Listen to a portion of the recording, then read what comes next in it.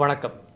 இத்தனை நாள் எலியும் பூனையுமா சண்டை போட்டுட்டு இருந்த இந்தியா தற்போது இந்த எஸ்சிஓ மாநாட்டிற்கு பிறகு சீனாவோட நெருக்கம் காட்ட தொடங்கியிருக்கு. இது குறித்த கூடுதல் தரவுகளுடன் நம்முடன் இணைந்திருக்கிறார் தமிழ் ஜனம் டிஜிட்டல் டீமினோட ஹெட் ஏடிபி அவர்கள். அவரோடு தொடர்ந்து பேசுவதற்கு முன்னாடி தமிழ் ஜனம் சேனலை சப்ஸ்கிரைப் பண்ணாதவங்க உடனே சப்ஸ்கிரைப் பண்ணுங்க. வணக்கம் ஏடிபி. வணக்கம். இந்த எஸ்சிஓ மாநாடு இதனால இந்தியா அடைந்த பலன் அப்படின்றது என்ன? நாம் ஏன் சீனாவோட நெருக்கம் காட்டுறோம்?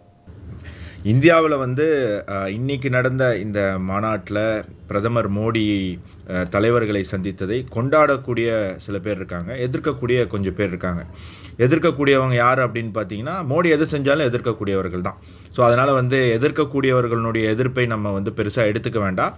நம்ம என்ன இந்தியாவுக்கு இந்த மீட்டிங் மூலமாக சாதிச்சிருக்கு, நீங்கள் சொன்ன மாதிரி எலியும் பூனையுமா இருந்த சைனாவுக்கே போய் சைனா அந்த பிரீமியரெல்லாம் சந்திக்கிறீங்க, உங்களுக்கெல்லாம் மனசாட்சியே இல்லையா அப்படின்னு காங்கிரஸ் கேள்வி கேட்குது. சைனாவை பற்றியும் தேசபக்தியை பற்றி பேச காங்கிரஸுக்கு துளி கூட அருகதை இல்லை அப்படிங்கிறத இந்திய மக்களே ஏற்றுக்கிறாங்க. அதனால தான் அவங்கள 3 முறையாக எதிர்க்கட்சியாகவே உட்கார வச்சுருக்காங்க. சரி, இப்போ நம்ம என்ன இந்த ஷாங்காய் கார்ப்பரேஷன் ஆர்கனைசேஷன்னா என்ன அப்படின்னா, 2001 இது உருவாக்கப்பட்ட ஒரு இயக்கம். அதாவது சவுத் ஈஸ்ட் ஏஷியாவில் இருக்கக்கூடிய நாடுகளினுடைய வளர்ச்சிக்காக இங்கே ஒரு அமைதி உருவாக வேண்டும், நிறையா வேலை வாய்ப்புகள், நிறையா வாய்ப்புகள் உருவாக வேண்டும் அப்படிங்கிறது ஒரு எண்ணத்தோட இங்கே இருக்கக்கூடிய நாடுகள்லாம் சேர்ந்து உருவாக்கப்பட்ட ஒரு இயக்கம்.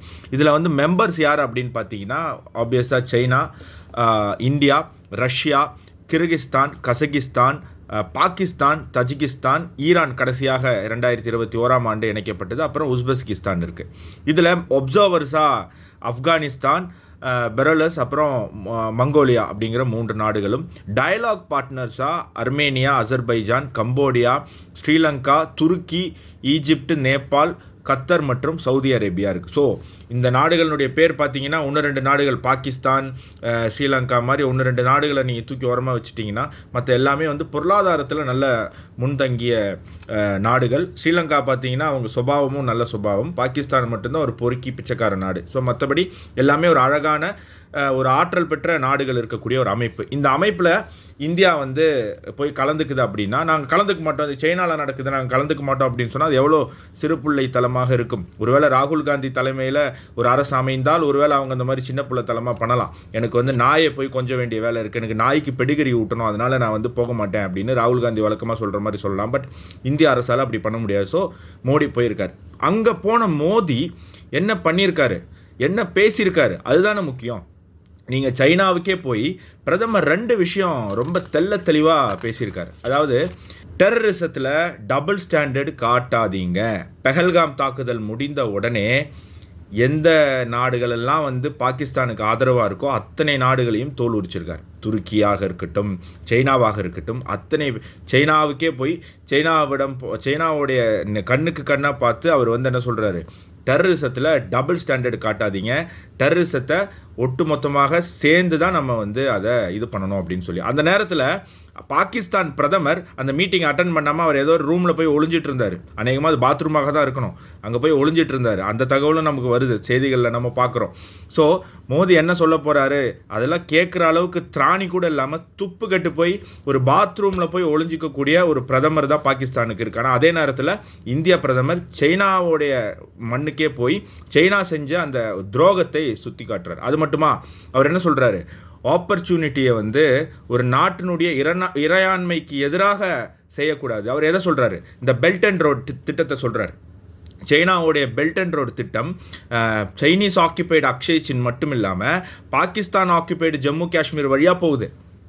ஸோ இதை எப்படி நம்ம ஏற்றுக்க முடியும், இதை ஏற்றுக்க முடியாது, இது ஒருபோதும் ஏற்றுக்க முடியாது அப்படின்னு அதே சைனாவுடைய அவங்களுடைய ட்ரீம் திட்டத்தை அந்த சைனாவுக்கே போய் அவங்க மீட்டிங்லேயே அவர் எதிர்த்து பேசிட்டு வந்திருக்காரு. அதற்கு எதிர்த்து பேசுகிறது மட்டும் இல்லை, அதற்கு தான் இந்தியா சப்பார் போர்ட் மூலமாக ஒரு ரூட்டை உருவாக்கியிருக்கோம், மானமுள்ள நாடுகள் அதை பயன்படுத்துங்க அப்படின்னு கூடுதலாக சொல்லியிருக்கார். ஸோ சைனாவுக்கு போய் அவர் ஒன்றும் ஜி ஜின்பிங்கை கட்டி பிடிச்சிட்டு வாமச்சான் எப்படி இருக்க அப்படிலாம் பேசிட்டு வரல. அவர் அங்கே போயிட்டு ஒரு நாட்டினுடைய பிரதமராக என்ன பண்ணணுமோ அதை துல்லியமாக தெளிவாக பண்ணிட்டு வந்திருக்கார் அப்படிங்கிறத நம்ம பார்க்கணும். இதே ஷாங்காய் உச்சி மாநாட்டில் ரஷ்ய அதிபர் புட்டினோட பிரதமர் மோடி இன்னைக்கு நெருக்கம் காட்டியிருக்காரு. சொல்லப்போனால் புட்டினே சொன்னாராம், நான் வந்து பிரதமர் மோடியோட காரில் வந்து போகணும் அப்படின்னு சொல்லிட்டு அதுக்கப்புறம் தான் அந்த ஏற்பாடே செய்யப்பட்டுச்சு அப்படின்னு சொல்கிறாங்க. ஸோ இந்த புட்டின், பிரதமர் மோடி இவர்களுடைய சந்திப்பில் என்ன ஹைலைட்? ஸோ சைனாவினுடைய டியான்ஜின் நகரத்தில் நடந்த எஸ்சிஓ மீட்டிங், அதாவது அனைத்து நாடுகளினுடைய தலைவர்களும் கலந்துக்கிட்டு அந்த மீட்டிங்கை முடிச்சுட்டு ரஷ்யாவுக்கும் இந்தியாவுக்கும் தனிப்பட்ட பைலாட்ரல் மீட்டிங் இருந்தது. அது இந்த மீட்டிங் நடந்ததுக்கும் அந்த மீட்டிங் நடந்ததும் வேறு வேறு இடத்துல. ஸோ இந்த மீட்டிங் முடிச்சுட்டு அந்த மீட்டிங் போனோம். அப்போது புட்டின் கிட்டத்தட்ட 10 நிமிடம் வெயிட் பண்ணியிருக்கார். பிரதமர் மற்ற தலைவர்கள்கிட்டலாம் பேசிட்டு வெளியே வர வரைக்கும் வெயிட் பண்ணிவிட்டு நீங்கள் என் கூட வாங்க அப்படின்னு சொல்லி 2 பேரும் புட்டினுடைய ரஷ்யன் மேடு காரில் வந்து அவங்க அந்த India Russia bilateral ties meeting நடக்க வேண்டிய அந்த இடத்துக்கு போகிறாங்க. போகும்போது காருக்குள்ளேயும் ரொம்ப நேரம் பேசிட்டு வராங்க. அந்த மீட்டிங் நடக்கக்கூடிய இடத்துக்கு போன பிறகும் கிட்டத்தட்ட 45 நிமிடம் காரில் இருந்து இறங்காமல் அவங்க மீட்டிங் ஆனது நடத்தியிருக்காங்க. உள்ளே வந்து பல விஷயங்கள் பேசியிருக்காங்க. அதுக்கப்புறம் திருப்பி அந்த பைலாட்ரல் டைஸ்லையுமே பல விஷயங்கள், இந்தியா ரஷ்யாவுடைய உறவை எப்படி மேம்படுத்துறது, இந்தியா பொருளாதார ரீதியாக எப்படி ரஷ்யாவோட உறவுனால் பயன்படுறது அப்படிங்கிற பல விஷயங்கள் பேசப்பட்டிருக்கு. இது எதற்கு நடுவில் அப்படின்னு நம்ம பார்க்கணும். ஒரு பக்கம் அமெரிக்காவில் இருக்கக்கூடிய ஒயிட் ஹவுஸில் யாருக்கோ வயர் எறியக்கூடிய ஸ்மெல்லு இந்தியாவில், நான் இப்போ ஜம்முவில் இருக்கேன், இங்கே வரைக்கும் எனக்கு கேட்குது. ஸோ அந்த அளவுக்கு அந்த ஸ்மெல்லு, ஒரு வயறு கருகின ஸ்மெல்லு வருது அப்படின்னு சொன்னால் எந்த அளவுக்கு ஒரு வயிற்றுச்சலில் அங்கே ஒயிட் ஹவுஸில் இருக்கக்கூடிய அந்த நபர் இருப்பார் அப்படிங்கிறத நம்ம புரிஞ்சுக்கணும். ஏன் அப்படின்னு சொன்னால் ட்ரம்ப்பினுடைய இப்போ உச்சகட்ட கனவு, அவர்கிட்ட பணம் இருக்குது, அதிகாரம் இருக்குது, இன்றைக்கி அமெரிக்காவினுடைய ஜனாதிபதி அவர் தான். ஸோ இவ்வளவு அதிகாரம் இருந்தும் அவருக்கு இப்போ ஆசை எது மேலே அப்படின்னு சொன்னால் அந்த நோபல் ப்ரைஸ், அந்த நோபல் அமைதிக்கான நோபல் பரிசை எப்படியாவது வெல்லணும் அப்படிங்கிறது ட்ரம்ப்பினுடைய ஒரு ஆசையாக இருக்குது, ஒரு கௌரவம் அவருக்கு. ஸோ அவர் என்ன நினைக்கிறாரு, பல போர்களை நான் நிப்பாட்டிட்டேன் அப்படின்னு ஒரு பிம்பத்தை உருவாக்கிட்டா அந்த பரிசு எனக்கு கிடச்சிரும் அப்படின்னு சொல்லிட்டு நின்று போன பல போர்களை நான் தான் நிப்பாட்டினேன் அப்படின்னு போய் சொல்லி சுற்றிட்டு இருந்தார். நின்று போன வேறு யாரும் நிப்பாட்டின பல போரை நான் தான் நிப்பாட்டினேன்னு அவர் சொல்லி விளம்பரத்தை தேடிக்கிட்டார். அதில் ஒரு முக்கியமான விஷயம் தான், உக்ரைன் ரஷ்யா போகிற நான் தான் நிப்பாட்டுவேன், அதற்கான ஆற்றல் எனக்கு தான் இருக்குது அப்படின்னு அவர் சொல்லிட்டு இருக்காரு. தேர்தலுக்கு முன்னாடியே அவர் சொன்னார், நான் ஜனாதிபதி ஆனால் அடுத்த நிமிடமே வந்து ரஷ்யா உக்ரைன் போர் நின்றுடும் அப்படின்னு சொல்லி. அவர் ஜனாதிபதியாகி பல மாதங்களாச்சு, ரஷ்யா உக்ரைன் போர் உச்சத்துக்கு தான் போயிட்டு இருக்கு.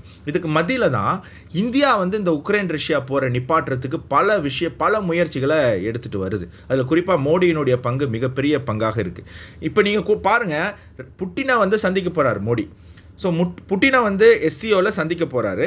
ஆனால் அதுக்கு முன்னாடி ஆகஸ்ட் 30 மோடிக்கு ஜெலன்ஸ்கி ஃபோன் பண்ணி பேசுகிறாரு.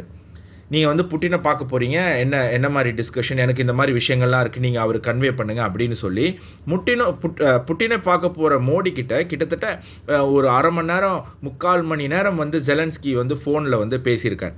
ஸோ என்ன சொல்கிறாங்க அப்படின்னு சொன்னால், உக்ரைன் ரஷ்யா போர் நிறுத்தம், அதனுடைய ஒப்பந்தம் டெல்லியில் அல்லது அகமதாபாத்தில் இல்லாட்டி காந்தி நகரில் கையெழுத்திடப்படும் அப்படின்ற எதிர்பார்ப்பு இப்போது இந்த ஜியோ பொலிட்டிக்கல் பேசக்கூடிய இல்லை அதை ஃபாலோ பண்ணக்கூடிய சீனியர் ஜேர்னலிஸ்ட்லாம் சொல்லக்கூடிய காட்சி நம்மளால் பார்க்க முடியுது. இது வந்து திருப்பி அமெரிக்காவுக்கு மிகப்பெரிய ஒரு எரிச்சலை ஏற்படுத்துது. அவங்க என்னென்னமோ பண்ணி பார்த்தாங்க. இந்த உக்ரைன் விஷயத்தில் நம்ம எல்லாம் என்ன நினச்சிக்கிட்டு இருக்கோன்னா, ரஷ்யா கிட்டேருந்து ஆயில் வாங்குறதுனால தான் வந்து சாங்ஷன் போடுறாங்கன்னு. அதெல்லாம் கிடையாது, அது நமக்கு தெரியும். ஐரோப்பியாவும் ரஷ்யா கிட்டேருந்து ஆயில் வாங்குது, சைனாவும் வாங்குது. ஆனால் சைனா மேலே அவ்வளோ சாங்ஷன் போடல. அதே மாதிரி உக்ரைனே இந்தியா கிட்ட இருந்தால் தன்னுடைய 15% ஆயில் தேவையை வந்து பூர்த்தி பண்ணுது. 1% தான் அதுக்கு 2 வருஷம் முன்னாடி வரைக்கும் இருந்தது. தற்பொழுது உக்ரைனுடைய 15% ஆயில் தேவையை இந்தியா மூலமாக பூர்த்தி பண்ணுது. அது எந்த ஆயில்? ரஷ்யாவிலேருந்து வர ஆயில் தான். ஸோ இதில் ஆயில் விஷயம் கிடையாது. மோடி அவர்கள் ரஷ்யா உக்ரைன் போரை நிறுத்துவதற்காக எடுக்கக்கூடிய முயற்சி தான் ட்ரம்ப்பை வந்து இரிட்டேட் பண்ணுது. முதல் விஷயம், அவருடைய நோபல் பரிசு கனவு இதன் மூலமாக சின்ன பின்னமாகிறதுக்கான வாய்ப்பு இருக்குது. அவர் என்ன எதிர்பார்த்தாரு, இந்த பாகிஸ்தான் இந்தியாவுக்கான இடையில போன இந்த கான்ஃப்ளிக்டை நிப்பாட்டிட்டேன்னு சொல்லி மோடியை மிரட்டி அவரை வந்து சரண்டர் பண்ண வச்சு, அவரையும் வந்து எப்படி இந்த இஸ்ரேல் பிரைம் மினிஸ்டர் அதே மாதிரி பல நாடுகளுடைய பிரைம் மினிஸ்டர் நோபல் பரிசு உங்களுக்கு வந்து ரொம்ப முக்கியம், அது உங்களுக்கு தான் கிடைக்கணும் அப்படின்னு சொல்கிறாங்க. பாகிஸ்தானில் இருக்கக்கூடிய ஷபாஸ் ஷரீஃபும் அசீம் முனீரும் இந்த நாய்க்கு எலும்பு போடக்கூடிய அதை கவ்வக்கூடிய பழக்கம் கொண்ட இந்த 2 கேடுகட்டவர்களும் வந்து அமெரிக்காவுக்கு போய் ட்ரம்ப்பை பார்த்து அதான் சொல்லிட்டு வராங்க, நீ உங்களுக்கு தான் இந்த தடவை நோபல் பரிசுன்னு. அப்படி மோடி சொல்லலை. அப்படி மோடி சொல்ல வைக்கவும் ட்ரம்ப்பால் முடியல. ஸோ அதனால சாங்ஷன் போடுறாரு. இன்னொன்று, உக்ரைனில் இருக்கக்கூடிய ரேர் எர்த் மெட்டீரியல் பல பல கனிம வளங்கள் உக்ரைனில் இருக்குது. இதன் மீது யூரோப்பில் இருக்கக்கூடியவர்களுக்கும் அமெரிக்காவில் இருக்கக்கூடிய பல முதலாளிகளுக்கும் கண் இருக்குது. இவங்களுக்கு என்ன பயம்? ஒருவேளை மோடி அவர்கள் இந்த போரை நிப்பாட்டினால், உக்ரைனில் ஆல்ரெடி ஜெலன்ஸ்கி மோடியோட ரொம்ப நெருக்கமாக இருக்காப்பல, ஒருவேளை மோடி தலைமையில் இந்த போர் நிப்பாட்டினா அந்த கனிம வளங்களை எடுக்கக்கூடிய வாய்ப்பு இந்தியாவுக்கு போயிடுமோ, இந்தியா வந்து அந்த கனிம வளங்களை எடுத்துருமோ அப்படிங்கிற ஒரு அச்சமும் அமெரிக்காவுக்கு இருக்குது. அதனால தான் அவங்க பல முயற்சிகள் பண்ணுறாங்க. இப்போது அடுத்த கட்டமாக ஓப்பனாக வந்து ரெஜிம் சேஞ்சை பற்றி பேச ஆரம்பிச்சிட்டாங்க. ட்ரம்ப்புக்கு ரொம்ப நெருக்கமாக இருக்கக்கூடியவர்கள் ஓப்பனாக ரெஜிம் சேஞ்ச், இந்தியாவில் ஆட்சி மாற்றத்தை பற்றி பேச ஆரம்பிச்சிருக்காங்க.